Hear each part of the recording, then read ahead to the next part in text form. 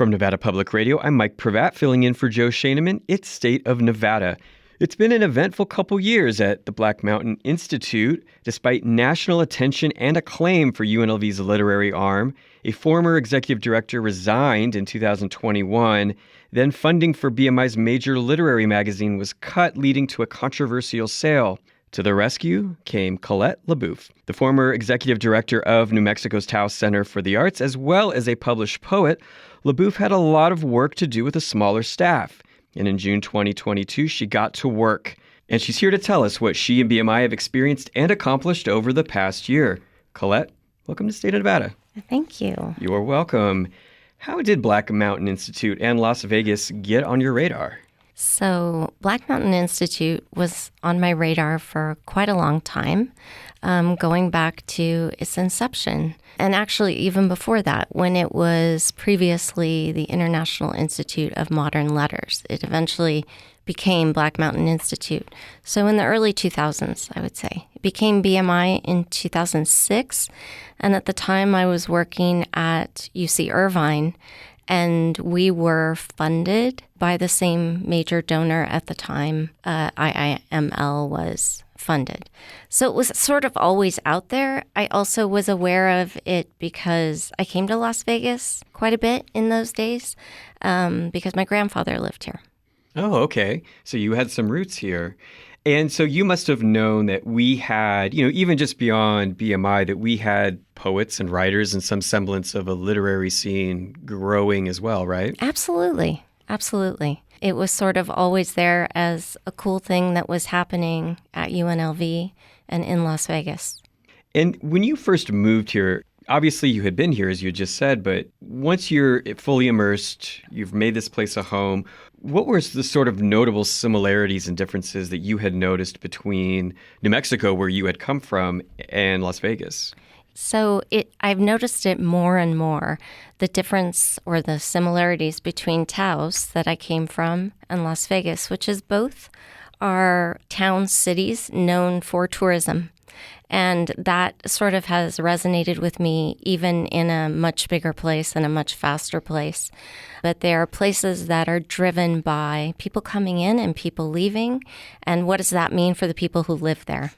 Interesting. And, as we said, you are a published poet. I have to ask, living here, has that sparked any creativity for you? Is this a place you find it easy to create?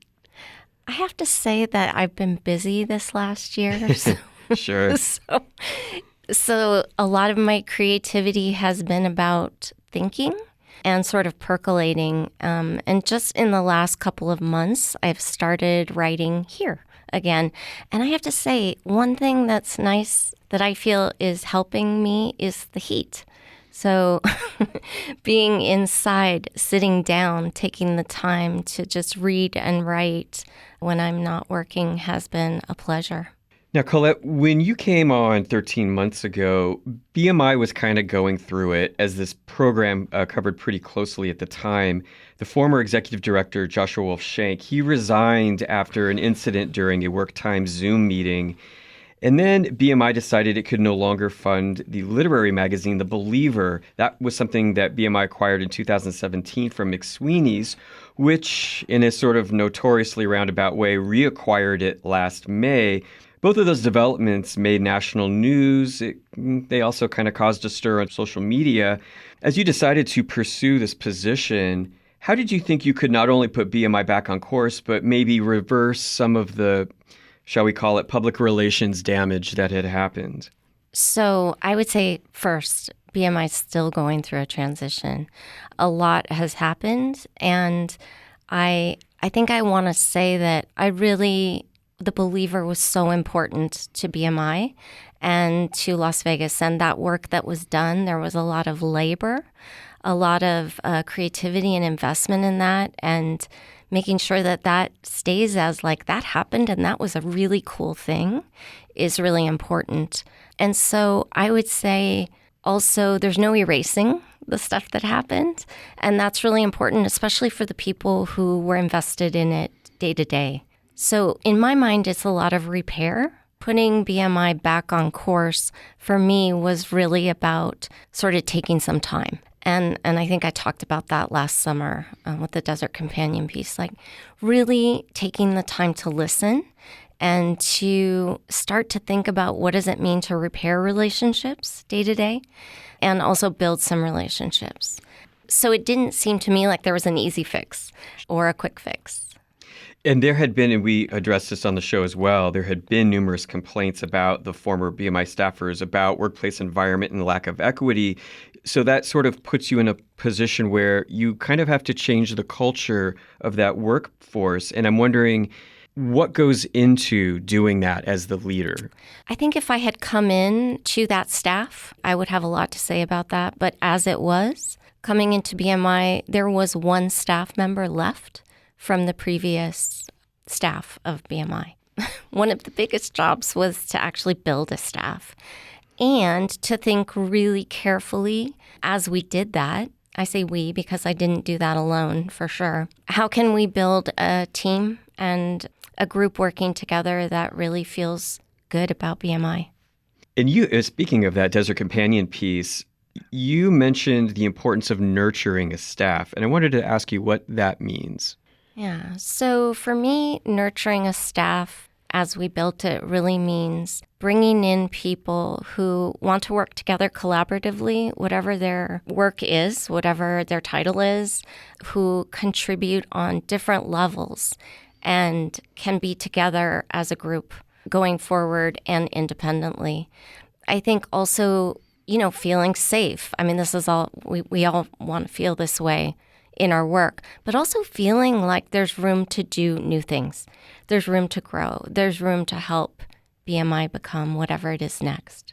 Did you feel like in your new role, when it comes to doing new things, did you feel empowered that you're like, this is something of a clean slate and I can really do some things that maybe had not ever been done here before? No. No. I'm just going to be like, just no. Because I think initially what I really felt was all the stuff you talked about, yes, that all happened, but also the pandemic happened. And so I think that was also a part of this major shift and where's BMI going next. So for me, it was first we need to attend to what has not been attended to. So that might be existing programs and students who are already there. And that's stuff that we had to take care of. And I think that also goes back to the nurturing. And then it was like, once we get all that going again, let's think about what we want to do next. So there was no rush there. In fact, probably I even was dragging my feet a bit. Taking the time.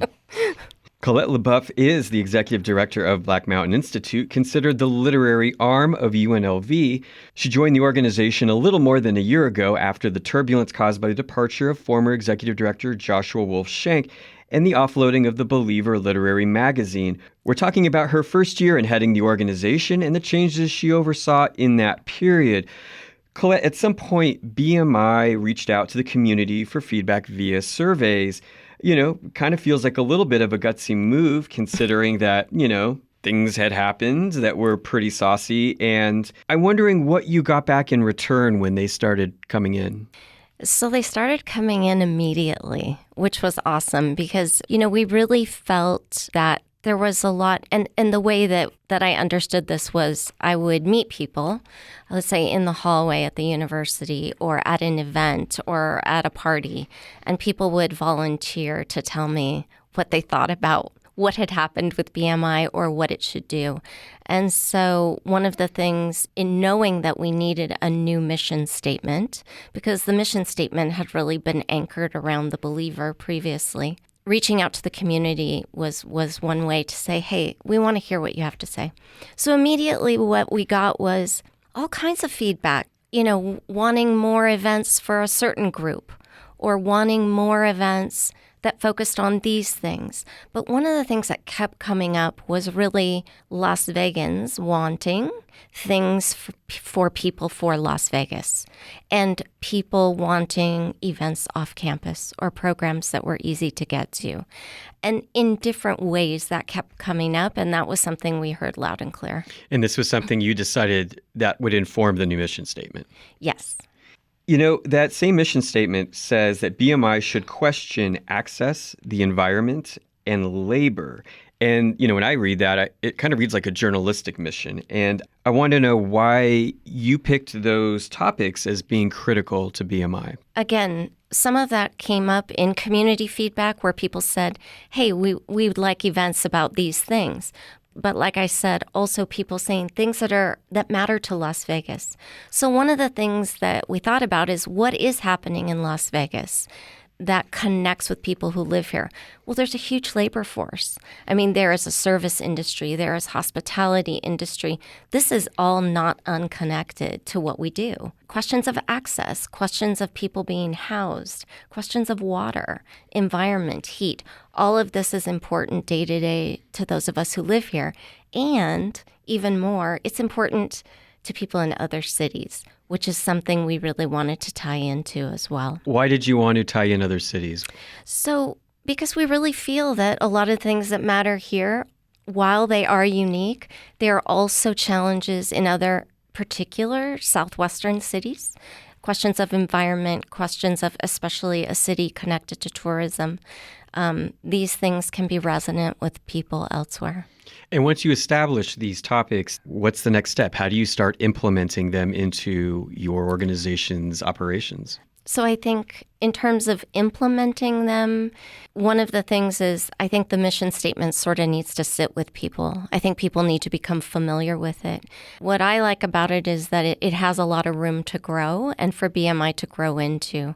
So there's no urgency, at least on our part, I think, to make sure that we do things that fit exactly, so much as I want people to hear, I'm interested in that. What does that mean? Or what can that mean in terms of who BMI is bringing, what students are interested then in creative writing at UNLV, and what public chooses to attend our events. Let's talk about the students for a second. Has their role or maybe the opportunities afforded to them changed since you've come to UNLV? Has their experience evolved in any way? I think it's changed. I think BMI has been nurturing students.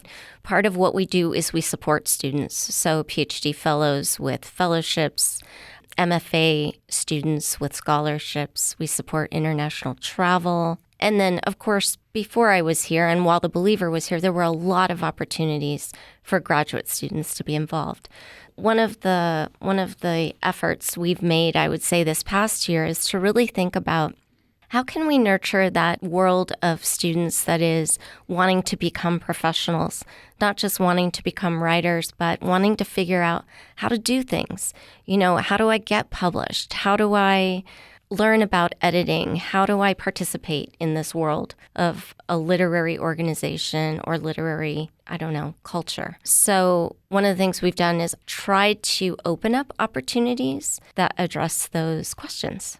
BMI schedules a lot of events. Some of them are at UNLV. Some of them are at the New Beverly Theater in downtown Las Vegas. This is a question I've posed to other people before. How do you program literary events when, let's say, outside agents, publishing houses, they may have a skewed or prejudiced view of our literary community? Is there a lot of work that goes behind that to convince them, hey, we've got people that want to experience these events and see and hear your authors? So I haven't encountered any negative or resistance in any of the invitations we've made so far. Great. To writers or artists. And in fact, I think when people hear, it's BMI and here's what we have and here's who's here and here's who's been here recently, it's actually a really cool thing. Now, I will say if we were running events right now, it might be harder to get people here because of the weather. We're running during the academic year, and there's a lot of good stuff happening, and we're not the only thing going. And I understand you have an event coming up, correct? Yeah, so we've actually already come up with a full slate of programming for the academic year. But one of the things we're super excited about is partnering with the Beverly Theater to have BMI Night at the Movies. And that'll be one night a month, day to be determined. We're still working that out, where BMI and BMI friends just go to the Beverly and watch a movie and then maybe talk with each other afterward or visit. So informal, but also trying to extend that literary conversation to film. Is there one thing you can point to that makes you, in hindsight, feel happy that you took the job and came here? Yes. Well, for sure. I got to say that I have an amazing staff. I work with some really, truly incredible people, and that has made it really great for me. And what's year 2 going to look like? We're still going through transition. We're doing a little bit of restructuring and rethinking some programs. And so I would say more of that. I do think these transitions take time. Colette LaBouff is the executive director of the Black Mountain Institute, the literary arm of UNLV. Colette, thanks so much for coming in. Thank you.